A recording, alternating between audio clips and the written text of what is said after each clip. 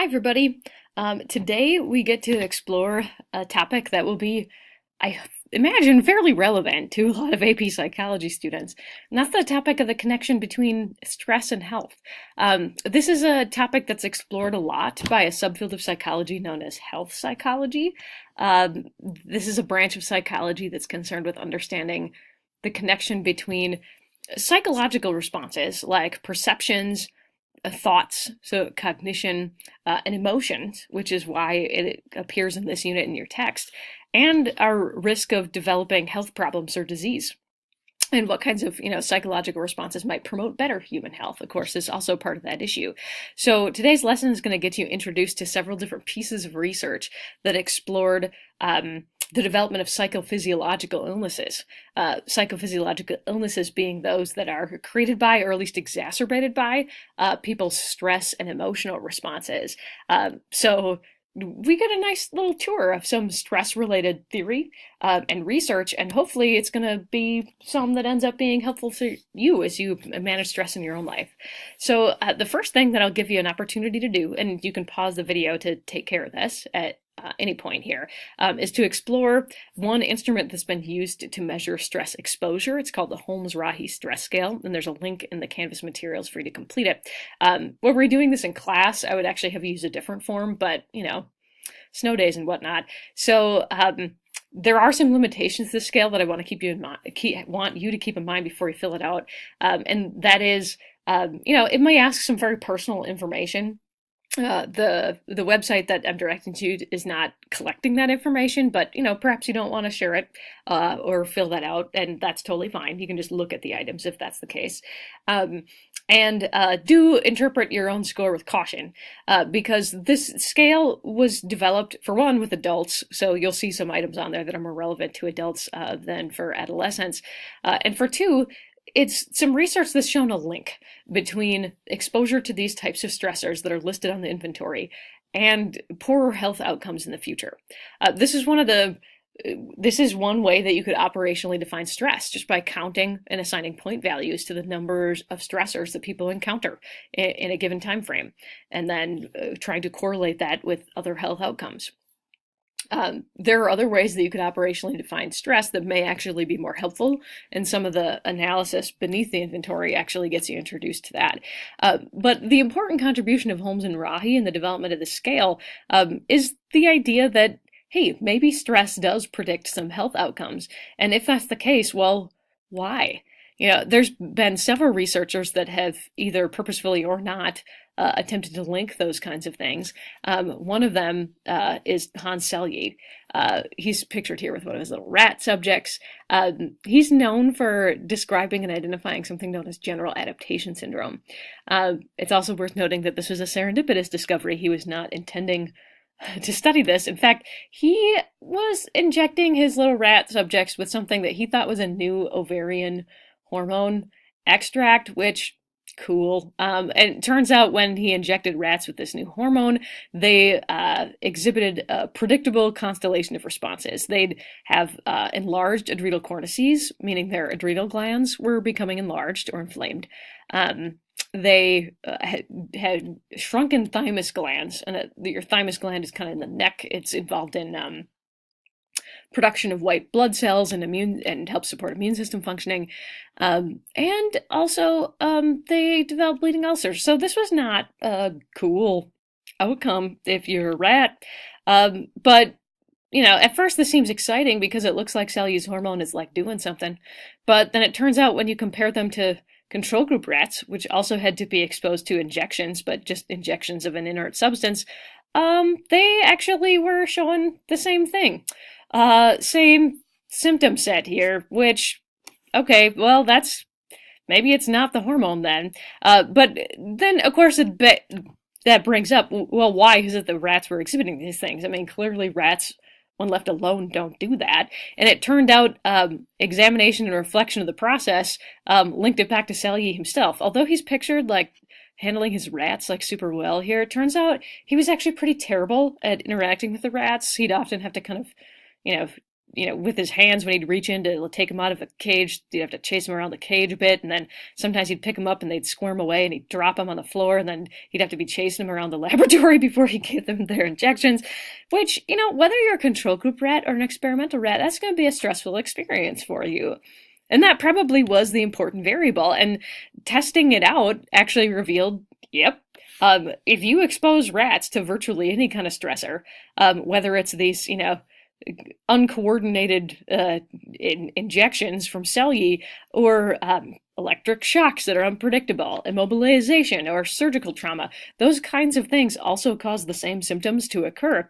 And that process of the body responding in that negative way to the stressors has come to be called general adaptation syndrome. Because while cellular was initially disappointed that the stuff wasn't being caused by that ovarian hormone extract, it turns out if you identify a consistent pattern by which the body responds to any generic stressor, well, that's an important scientific discovery too. So now when we talk about general adaptation syndrome, we actually divide it into 3 phases. You can remember them via the mnemonic R. So you might think of the phrase like cellular's rats are dying of gas, which also, like, gas is a good acronym for general adaptation syndrome, because that lends itself to all kinds of jokes. But, okay, so let's say you are exposed to some stressor. Immediately after exposure to that stressor, we'd say you go into alarm reaction, where your sympathetic nervous system becomes active, and all those cool sympathetic nervous system responses that we've talked about earlier this year kick in. Heart rate increases, blood pressure increases, dilation of pupils, restriction of digestion, and so forth. Now, perhaps you've got to continue coping with that stressor. So maybe it's a saber-toothed tiger that jumps out at you. Maybe it's bear attack, whatever. Here's the phase where you're actually harnessing the body's energy reserves to deal with the stressor by, running away from that bear or punching it in the face. But your body remains in this aroused state because there's stress hormones being dumped into your system, heart rate remains elevated, blood glucose levels are elevated, and so forth. Now, if that stressor is prolonged, because your body's been redirecting energy to the sympathetic nervous system response and away from other systems like your immune system, you become more vulnerable to pathogens if they're introduced. So, in the exhaustion phase, the organism succumbs to illness, or, worst case scenario, death. That's a pretty bad outcome, but in some laboratory studies that seems to happen to laboratory animals. And we do actually have reason to believe that it may contribute to the premature deaths of humans. And here's why. Most of our early human ancestors, when they were exposed to stressors, they were acute and quite short term. It was the saber-toothed tiger jumping out at you or whatnot, the bear attack or whatever.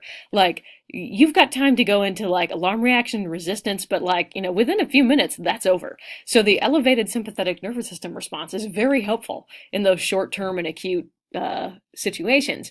The problem that this poses for modern organisms is that this body's reaction to stressors was designed for those kinds of acute things, not long-term stuff like deadlines that are months away, quizzes that you have to study for, weeks or months from now. Like, those kinds of things are prolonged stressors that stay with us. And if we have elevated cortisol and adrenaline levels for a long time in response to those things, then when pathogens appear, so like a virus or something like that, our immune systems may become more vulnerable to them. Which is kind of a sad story. But it turns out, there are things that we can do to manage that, and we'll get to that in a bit. But so part of the story about the body's response to stress comes from Selye's work, that it's not just a link between stressor and some correlation with poor health outcome. There may actually be a causal impact of exposure to stress where short-term little stress is good, long-term stress hits you in that exhaustion phase, and it might end up negatively impacting your health.